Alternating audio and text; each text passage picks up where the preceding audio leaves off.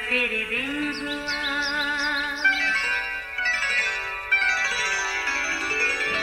नया फिर दिन हुआ, पुरानी रात का करे सो शुक्र हम खुदा की जात का, खुदा की जात का नया फिर दिन हुआ। आज की आयत। इबादत खाना का सरदार इसलिए कि यीशु ने सब्बत के दिन शिफा बख्शी खफा होकर लोगों से कहने लगा, 6 दिन हैं जिनमें काम करना चाहिए, बस इन्हीं में आकर शिफा पाओ, ना कि सब्बत के दिन। लूका 13 बाब 14वीं आयत। अजीज़ों, अहले दानिश का ये कहना है कि अगर आप अपनी रोज़मर्रा ज़िंदगी में कामों में मसरूफ़ रहते हैं तो आप यकीनन बाबरकत हैं। बात भी ठीक है। कलाम मुक़द्दस के मुताबिक यीशु मसीह अपनी ज़मीनी ज़िंदगी में ना सिर्फ मसरूफ़ियत के बायस बाबरकत थे, बल्कि वो दूसरों के लिए भी हर बात में बरकत का वसीला बनते। बाकी दिनों की मसरूफ़ियत के अलावा वो अक्सर सब्बत के दिन किसी न किसी इबादत खाना में जाकर वहाँ आए लोगों को तालीम देते, और अगर कोई बीमार वहाँ आया होता तो उसे भी शिफा देते।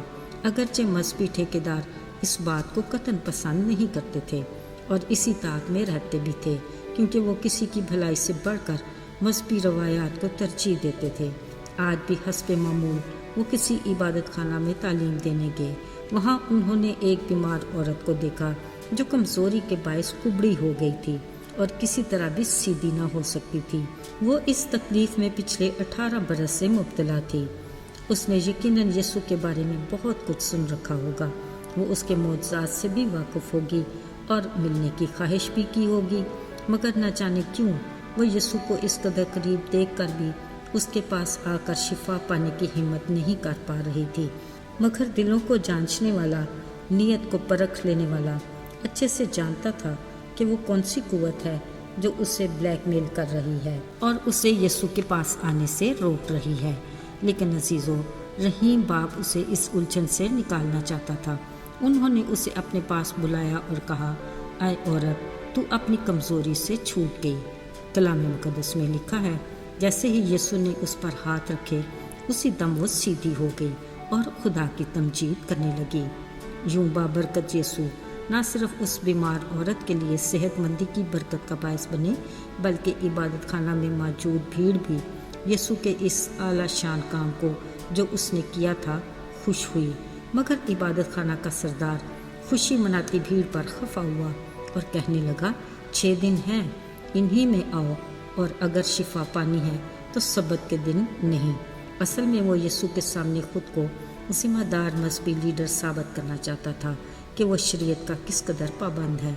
शायद उसे अपने लिए यीशु की तरफ से शाबाश मिलने की भी तवक्को थी, मगर यीशु ने जवाब में कहा, आए रियाकारो, क्या तुम लोग सब्बत के दिन अपने ही बैल या गधे को पानी पिलाने के लिए नहीं ले जाते?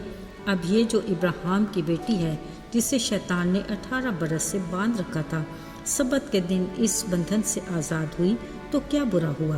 अजीज़ों, बिलाशुबा इबादत खाना के सरदार की सोच आज हमारी सोच की भी अक्कासी करती है। अपने ही अहले ईमान की खुशहाली पर हमारे शकूक व शुबात, अपने ही बहन भाई की खुशियों पर हमें एतराज़, कलीसियाई तौर पर किसी की रूहानी तरक्की और बढ़ोतरी पर हमारी हैरत काबिल दीद। अजीज़ों, ज़रा सोचिए, खालिक खुदा को हमारा इस तरह का रवैया पसंद आएगा क्या? उस मोहब्बत के पैकर और रहम से भरे खुदा का अपनी मखलूक के लिए मंसूर नज़र होने का क्या पैमाना है? ज़रा याद करते हैं इबादत खाना में फरीसी और महसूल लेने वाले की दुआओं को।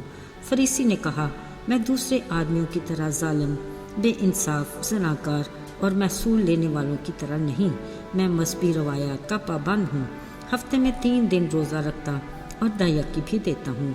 लेकिन महसूल लेने वाले ने दूर खड़े होकर आसमान की तरफ आंख उठाए, छाती पीटते कहा, आए खुदा, मुझ गुनाहगार पर रहम कर।